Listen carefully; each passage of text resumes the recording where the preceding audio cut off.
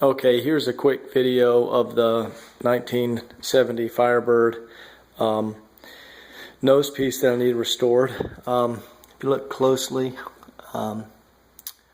there's some places on it. There you go. There's a little gash there.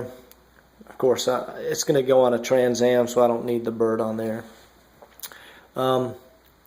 See, there's a little gash there. Let's see.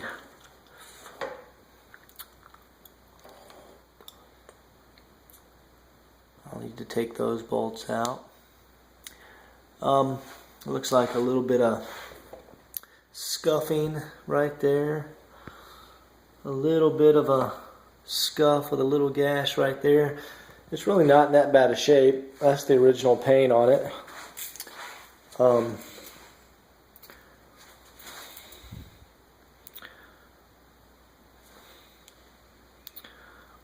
But just need the paint stripped off and it, patched up and repaired so it looks nice and brand new and put in primer.